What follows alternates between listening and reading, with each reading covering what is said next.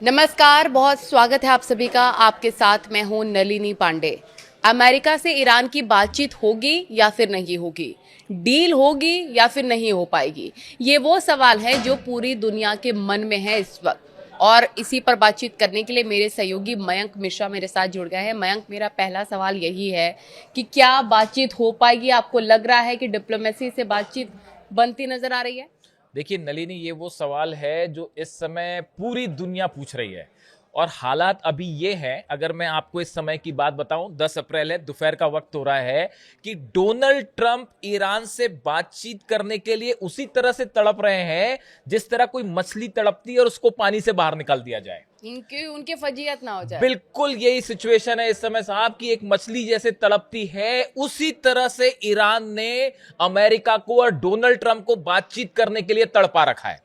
और पिछले अगर आप 3 घंटे की बात करें तो जो हालात हैं, देखिए, ईरान के डेलीगेशन को कायदे से अब तक जो है इस्लामाबाद पहुंच जाना चाहिए था, लेकिन ईरान ने जाने से मना कर दिया। अभी जो फार्स न्यूज के हिसाब से के हवाले से जो खबरें इस वक्त आ रही हैं, हो सकता है, देखिए, सिचुएशन बदल रही है पल पल, कुछ घंटे बाद पलट सकती है सिचुएशन, लेकिन अभी जो सोर्सेज कह रहे हैं, खासतौर पर फार्स न्यूज के, कि ईरान ने फिलहाल इस्लामाबाद जाने से मना कर दिया है। और उस ईरान ने शर्त यह रख दी है, जब तक आप लेबनान पर हमले नहीं रोकेंगे, इजराइल नेतन्याहू जब तक लेबनान पर पूरी तरह से हमले नहीं रोकेगा, हम किसी तरह की बातचीत नहीं करेंगे।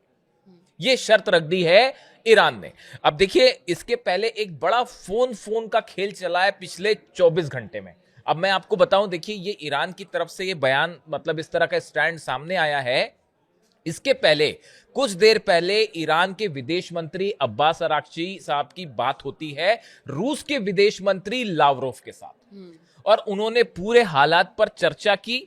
और उसके बाद ईरान का यह रुख सामने आया कि पहले लेबनान पर हमला रोकिए, उसके बाद ही हम बातचीत करेंगे। यानी देखिए, अब आप समझ जाइए इशारों इशारों में कि पुतिन भी जो है यहां पे गेम में अंदर है। पहली बात। दूसरी बात, अब देखिए कल से क्या हुआ। कल यह हुआ कि पाकिस्तान के प्रधानमंत्री शहबाज शरीफ ने फोन किया था ईरान के राष्ट्रपति पेजेश्कियान साहब, उनको फोन किया, और फोन करके आज की जो बातचीत थी, जो कल होने वाली है, एक्चुअली ये पहले तय था कि आज ही हो जाएगी, शुक्रवार को ही हो जाएगी। इसको लेकर उन्होंने बातचीत की। तो ईरान की तरफ से पहले ही ये बात कह दी गई थी कि भाई देखिए, ऐसा है, जब तक लेबनान पर हमले हो रहे हैं तब तक हम किसी तरह की बातचीत नहीं करेंगे। शहबाज शरीफ को यह मैसेज दे दिया गया। उसके बाद शहबाज शरीफ का फोन कॉल जाता है व्हाइट हाउस। डोनाल्ड ट्रंप को इस बात की जानकारी दे दी गई कि देखिए, ईरान का कहना ऐसा है कि लेबनान हमारा साथी है, हिजबुल्लाह हमारा साथी है, और वो पूरी जंग में हमारे साथ खड़ा हुआ है, हम उसका साथ नहीं छोड़ेंगे। देखिए, मैं हमेशा से ये बात कहता रहा हूं अपने वीडियोस में, आपने सुना होगा कि ईरान जब एक बार मन बना लेता है किसी के साथ खड़ा होने का, तो फिर आप उसको पीछे नहीं हटा सकते। इस मामले में एकदम ईमान का पक्का ईरान। आप कभी भी आजमा के देख लीजिए, जो बात एक बार कह दी, उसमें ऐसा नहीं होगा कि सामने कुछ बोल रहा और पीछे कुछ बोल रहा, और सुबह कुछ बोल रहा और शाम को कुछ बोल रहा, जैसा कि अमेरिका और इजराइल कर रहे हैं। ऐसा नहीं है। उन्होंने साफ कह दिया कि ये हिजबुल्लाह पर आप हमले रोके, वरना हम आपसे बात नहीं करेंगे। यह बात डोनाल्ड ट्रंप को बताई गई। डोनाल्ड ट्रंप का फोन गया नेतन्याहू के पास और कहा गया कि भाई ऐसा है, देखिए, बड़ी भयंकर बेइज्जती हो जाएगी, ईरान तो बात करने के लिए तैयार नहीं है, आप जो है लेबनान से बात करिए। अब देखिए यहां पे चालाकी क्या हो रही है। नेतन्याहू की तरफ से बात आई, बयान आया कि मैंने अपने कैबिनेट को आदेश दे दिए हैं कि हम लेबनान से बातचीत करेंगे। बातचीत किससे करेंगे? हिजबुल्लाह से नहीं करेंगे, हम बातचीत लेबनान से करेंगे। यहां पे देखिए आप चालाकी समझिए कि जो है नेतन्याहू का बयान कि हम लेबनान से बात करेंगे, हिजबुल्लाह से बात नहीं हो रही। ना ही वो ये कह रहे हैं कि हम हिजबुल्लाह पर हमले नहीं रोकेंगे, हम लेबनान से बात करेंगे, लेकिन हिजबुल्लाह पर हमले जारी रहेंगे। अरे भाई, आपने क्या ईरान को क्या समझ रखा है? ये जो है ना, इसीलिए किसी ने कहा मुझसे कि डोनाल्ड ट्रंप और नेतन्याहू विदेश नीति के जिस स्कूल में पढ़ते थे ना, वो ईरान के विदेश मंत्री उस स्कूल के प्रिंसिपल हैं, ऐसा कहा जाता है। समझे आप? मतलब इस तरह की बातें कही जाती है सोशल मीडिया में कि जिस विदेश नीति के स्कूल से डोनाल्ड ट्रंप और नेतन्याहू पढ़ के निकले होंगे ना, ईरान के विदेश मंत्री जो है ना, उसके प्रिंसिपल है, प्रिंसिपल।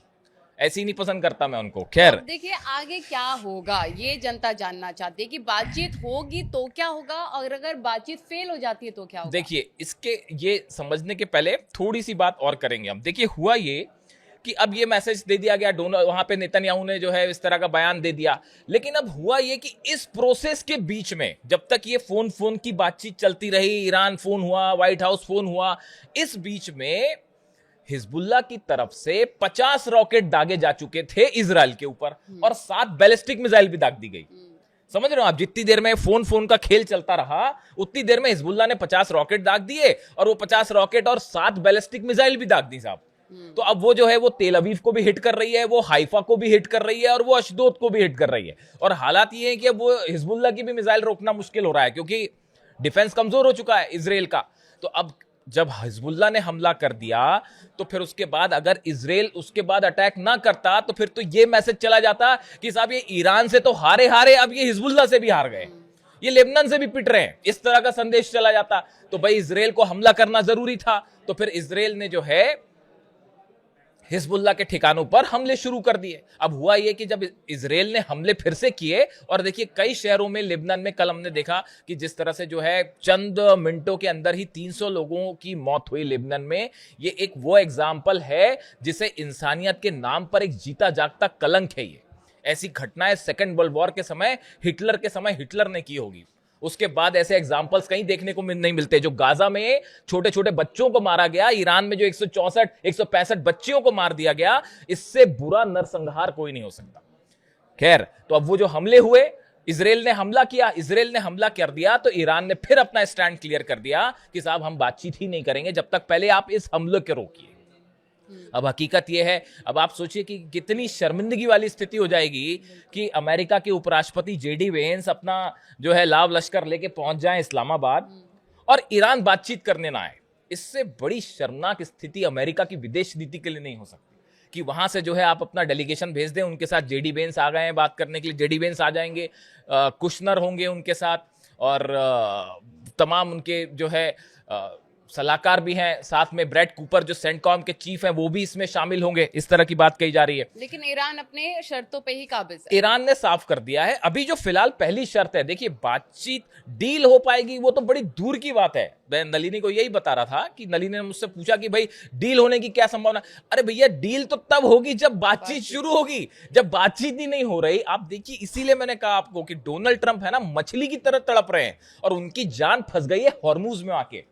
अगर हॉर्मूज नहीं खुला, हॉर्मूज में देखिए बिछी हुई है माइंस, ये कोशिश थी, मैं आपको पिछले वीडियो में बता चुका हूं। डोनाल्ड ट्रंप ये चाह रहे थे कि किसी तरह से हॉर्मूज खुल जाए और वहां जो माइंस बिछी थी, जो माइंस बिछी हुई है वहां पे समुद्री बारूदी सुरंगें जो बिछी हुई है वो हट जाए।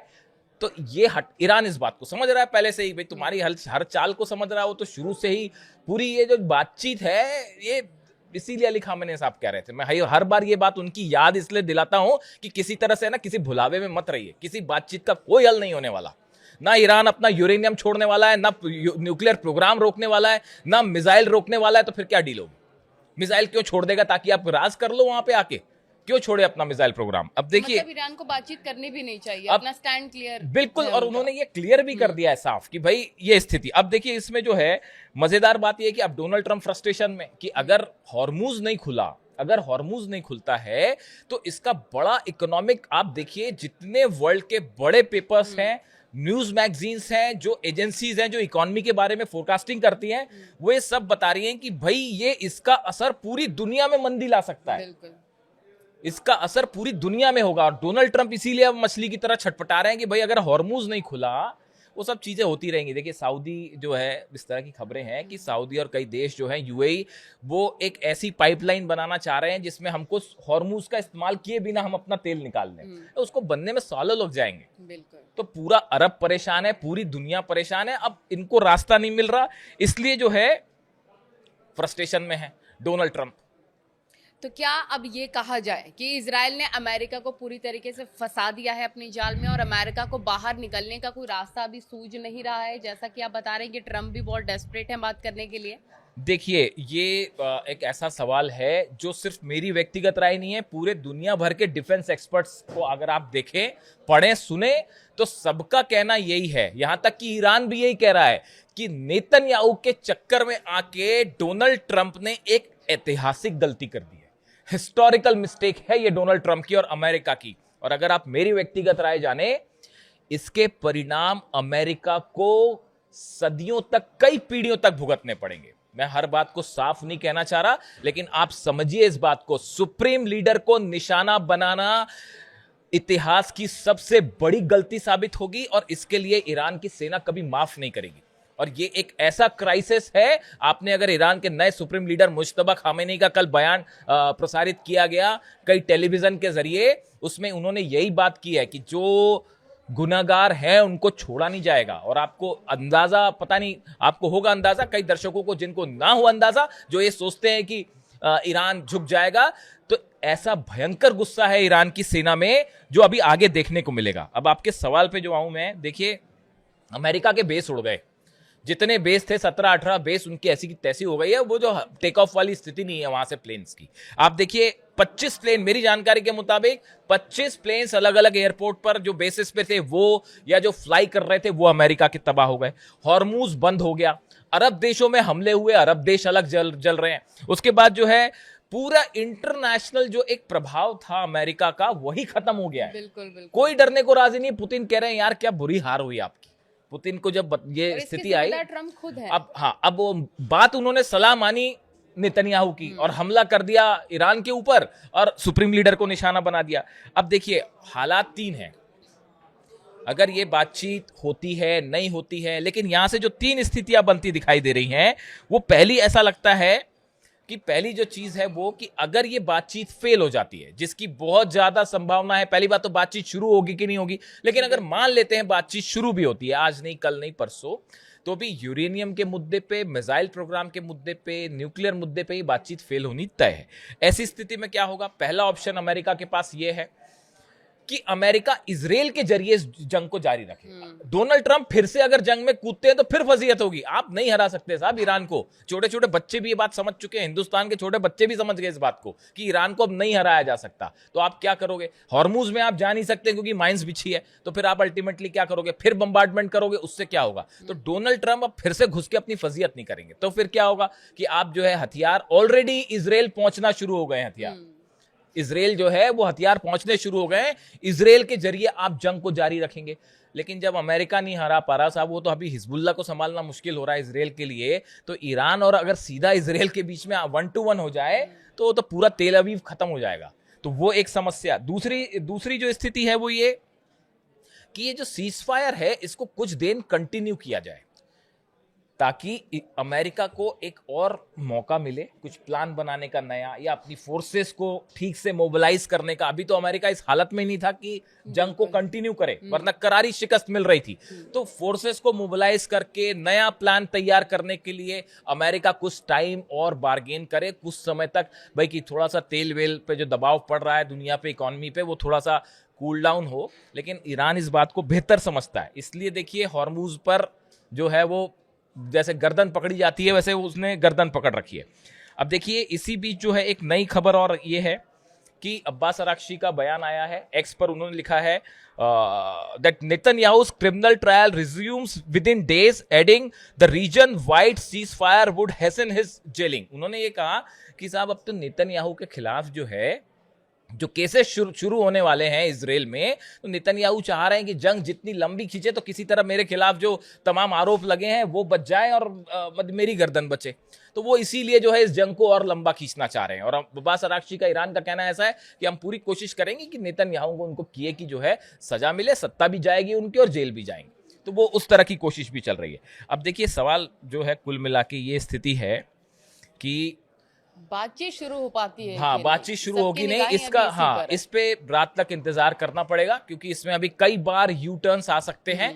लेकिन एक बात तय है जो मेरी व्यक्तिगत सोच है कि बातचीत हो भले हो, बातचीत ना हो तो कोई बात ही नहीं है, लेकिन अगर बातचीत होती भी है तो कम से कम यहाँ डील तो नहीं होने जा रही।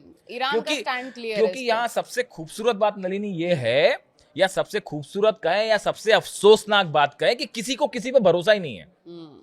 अमेरिका को ईरान पर भरोसा नहीं है, ईरान को अमेरिका पर भरोसा नहीं है। अब तो हालात ये हैं कि ट्रंप को भी नेतन्याहू पर भरोसा नहीं रहा, ये भी हालात पैदा हो गए। नेतन्याहू को ईरान पर भरोसा नहीं है, ईरान को जो है वो इजराइल पर भरोसा नहीं है, पाकिस्तान को इजराइल पर भरोसा नहीं है, इजराइल को पाकिस्तान पर। वो आपने देखा आज जो हुआ कि ख्वाजा आसिफ जो है पाकिस्तान के रक्षा मंत्री, उन्होंने इजराइल को कैंसर कह दिया। उसके बाद जो घमासान मचा, फिर वो पोस्ट वापस हटाई गई। हालांकि इसमें मेरी थोड़ी सी अलग राय है, कई लोगों ने इसको इसी रूप पे लिया, लेकिन देखिए कई चीजें ऐसी होती है ना जो पर्दे सामने कुछ और होती है, पर्दे के तो पीछे आप कुछ। इसे कैसे देखते आप, हैं? हाँ, ये बड़ी इंटरेस्टिंग बात है। आप देखिए जरा कॉमन सेंस लगाइए इस बात का कि एक बातचीत हो रही है जिसको ईरान को मनाने की हर संभव कोशिश हो रही है, उस समय ऐसा बयान देके वहां रायता फैलाने का काम कोई क्यों करेगा? क्या पर्दे के पीछे यह कोशिश थी कि इजराइल के खिलाफ इस तरह का बयान देकर ईरान को खुश करने की कोशिश की जाए, ईरान को टेबल पे डालने की कोशिश की जाए? बातचीत के रास्ते समझिए, हाँ, कि ईरान को किसी तरह से जो है खुश किया जाए, मनाया जाए कि भाई आइए और टेबल पे कम से कम आ जाइए, जो डोनाल्ड ट्रंप चाह रहे हैं। क्या ये बयान इस मकसद से दिया गया? देखिए उसके बाद उन्होंने पोस्ट हटाया और इजराइल की तरफ से बयान आया, यानी आज सुबह की जो हेडलाइंस थी सब जगह वो यही चलती रही कि पाकिस्तान ने जो है इजराइल को कैंसर कहा। हालांकि ये बात तो नॉर्थ कोरिया किम जोंग भी ये कह चुके हैं कि इजराइल जो है वह कैंसर की तरह है। तो अब देखिए ये कहने का मतलब ये है कुल मिला के कि इस पूरी बातचीत में हर कदम पर धोखा है, हर कदम पर जो आदमी शख्स कह रहा है उसके मन की भावना कुछ और है, लेकिन कमान ईरान की सेना के हाथ में है, और जो गाइडेंस दे के अली खामने साहब गए हैं उससे ना ईरान की सेना हटने वाली है, ना मुश्तबा खामनी हटने वाले हैं। और जो बात मैंने आपको कही वो याद रखिएगा कि जिस स्कूल में डोनाल्ड ट्रंप और नेतन्याहू पढ़े होंगे विदेश नीति, उसके प्रिंसिपल हैं ईरान के विदेश मंत्री। तो बातचीत होगी नहीं होगी, डील तो नहीं हो पा रही, और क्या मामला फिर जंग की तरफ बढ़ेगा, थोड़ा सा इंतजार कीजिए। बिल्कुल, और ईरान को फिलहाल अपना स्टैंड क्लियर ही रखना है, और ना ही हम देखना होगा, महत्वपूर्ण होगा आपको भी कि बातचीत हो पाती है या फिर नहीं। इसके लिए हमें थोड़ा सा इंतजार करना होगा। हर अपडेट न्यूज़ 18 आप तक पहुंचाएगा, आप हमारे साथ जरूर जुड़े रहिए। आज की वीडियो में बस इतना ही, धन्यवाद। Thank you.